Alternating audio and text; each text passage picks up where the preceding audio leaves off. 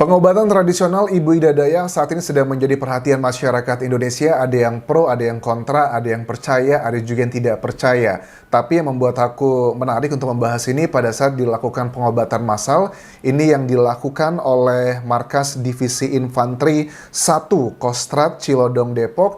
Itu kan gila ya, antusiasnya tuh ada ribuan masyarakat yang hadir di situ, bahkan saking hebohnya nggak bisa masuk akal juga sih kalau Ibu Ida bisa mengobati ribuan masyarakat yang datang dalam hari itu. Kayaknya nggak mungkin juga. Akhirnya dibatalkan pengobatan massal tersebut, dan Panglima TNI Laksamana Yudo Margono juga angkat bicara, juga mengatakan bahwa tidak masalah kok, ini adalah pengobatan alternatif, salah satu bentuk pengabdian kepada masyarakat. Tetapi juga ada salah satu isu yang juga saat ini sedang heboh mengenai Marcel ya, atau pesulap merah. Banyak masyarakat yang berpikir bahwa Marcel ini memang di awal-awal kemunculannya di media massa yang membuatnya terkenal adalah pada saat dia membongkar trik dan juga kepalsuan dari dukun-dukun yang ada di Indonesia, dukun-dukun yang palsu begitu, dibongkar A, B, C, dan D.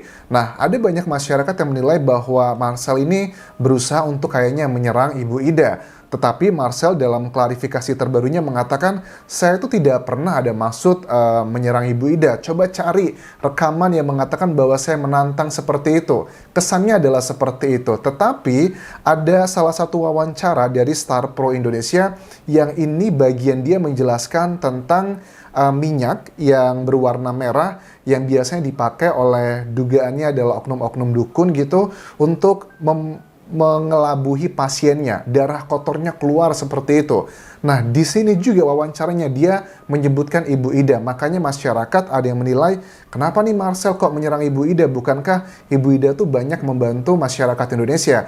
Jujur secara pribadi, awalnya aku melihat bahwa apa jangan-jangan Ibu Ida ini mirip seperti kayak ya dulu ya, Ponari, dukun sakti cilik gitu dengan batunya atau hal-hal yang lainnya. Tetapi setelah aku lihat lebih dalam, ternyata manfaatnya itu jauh lebih banyak dibandingkan dengan dugaan-dugaan kenegatifan yang akan muncul. Paling tidak, aku bisa merasakan pada saat masyarakat itu lagi sakit, sudah ke rumah sakit tapi nggak sembuh-sembuh, dengan adanya Ibu Ida ini memiliki harapan baru. Harapan itu adalah positif minded ya, positive thinking yang akan membantu proses penyembuhan seseorang, teman-teman.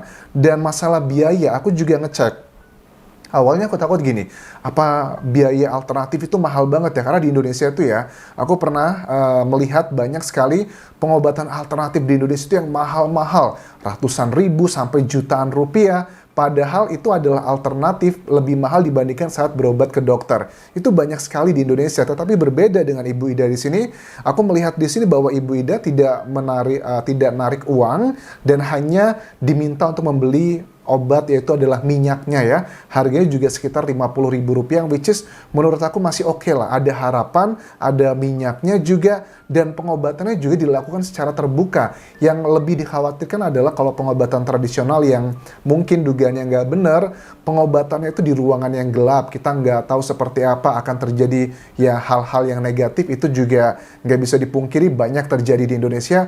Makanya menimbulkan ada pro dan kontra. Tapi kita coba simak dulu, apakah benar pesulap merah itu memang tidak ada maksud untuk menyerang Ibu Ida. Ini ada cuplikannya, jejak digital pada saat pesulap merah menjelaskan tentang oknum-oknum dukun yang mencoba mengelabui pasiennya menggunakan minyak untuk memunculkan darah gitu ya. Ini darah kotor maksudnya. Goceng 5.000 satu botol kecil, tinggal campurin minyak udah.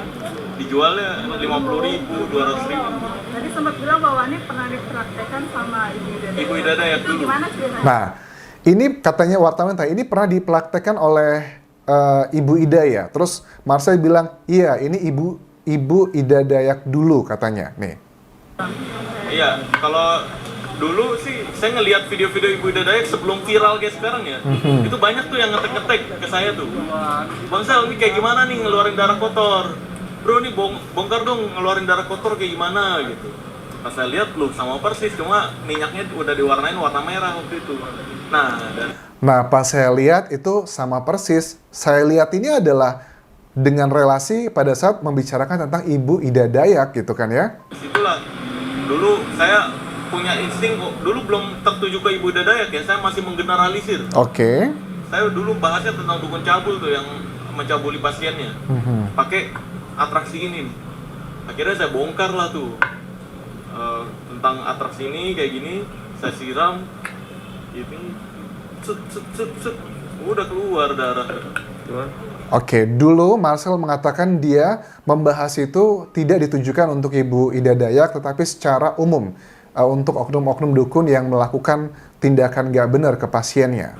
Ditunjukkan seperti itu, bagaimana mengeluarkan darah kotor dengan minyak palsu tersebut. Warna gitu ya, Bang? Iya, berubah warna doang Yang sebenarnya. orang kira itu adalah darah. Darah katanya seolah-olah narik darah goib. Bukan.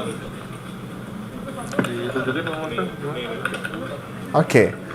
Itu tuh harus disemprotin tadi, terus Jadi memang ada pernyataan dari Marcel tuh yang agak sedikit multi interpretasi ya. Di awal tadi kan wartawan yang tanya adalah mengenai Ibu Ida Dayak, tapi ya sudahlah, itu mungkin hanyalah miskomunikasi, manusia tidak ada yang sempurna, ada kekhilafan dan sebagainya. Tetapi dalam keterangannya terbaru, aku lihat dari wawancaranya Deka Reset ya, di sini Marcel dengan tegas mengatakan bahwa saya tidak ada maksud untuk menyerang Ibu Ida Dayak atau bahkan menantangnya. Dia mengklarifikasi lagi.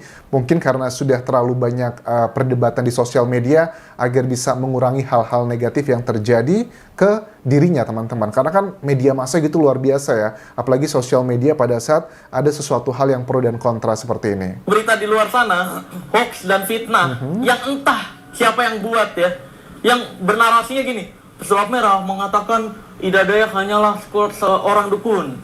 Pesulap merah tidak percaya dengan Ida Dayak. Sejak kapan gue ngomong kayak gitu? Cari satu bukti deh.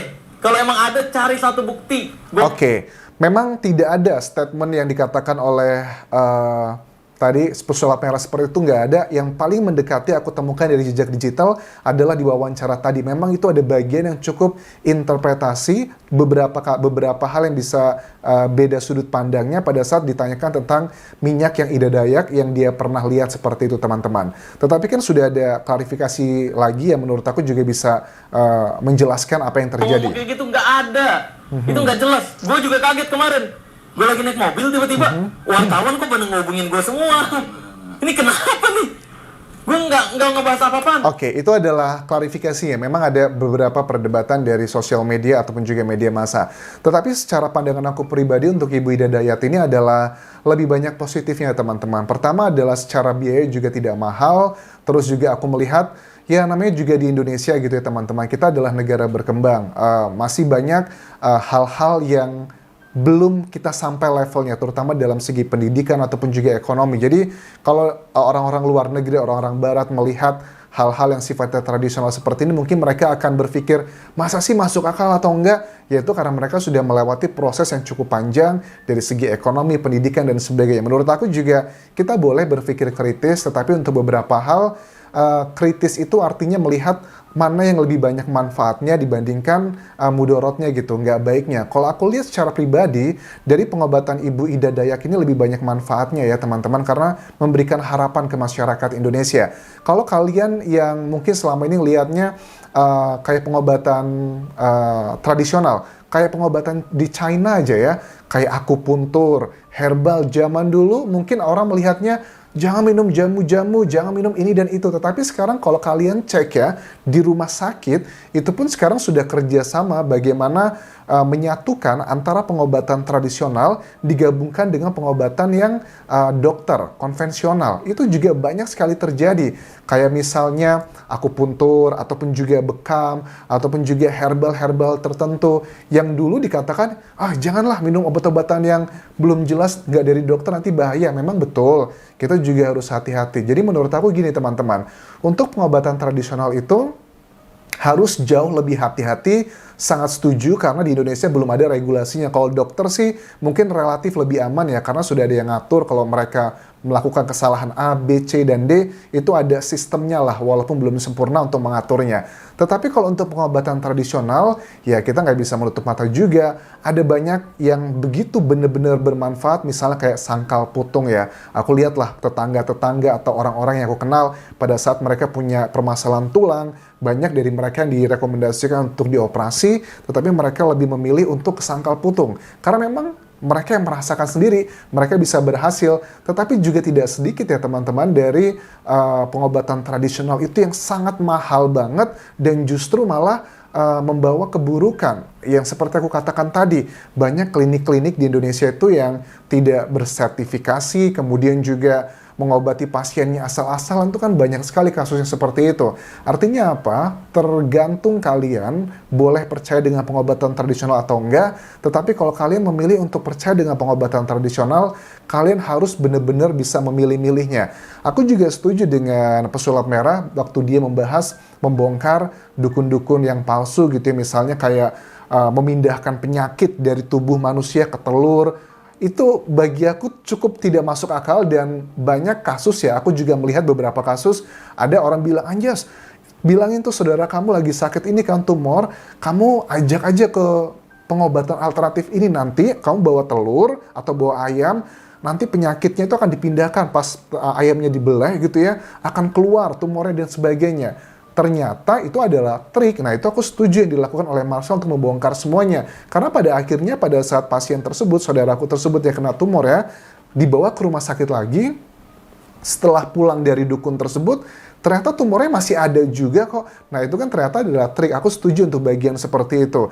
Jadi ya, menurut aku teman-teman harus hati-hati ya. Dan kalau untuk Ibu Ida Dayak sendiri, aku termasuk yang lebih cenderung setujunya, lebih cenderung ada banyak manfaat untuk Ibu Ida Dayak. Tapi juga kan tidak semua lah ya.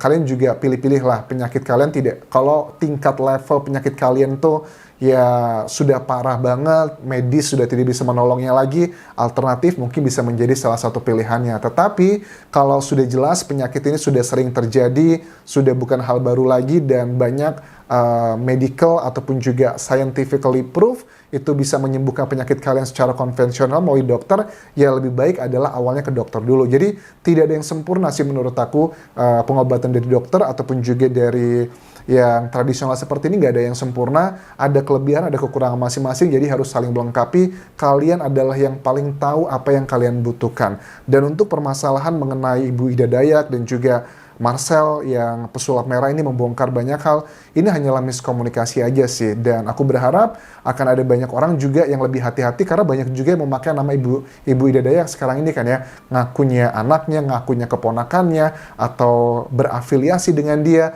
yang tujuannya hanyalah untuk menambah pundi-pundi uang mereka aja. Kalian juga harus hati-hati.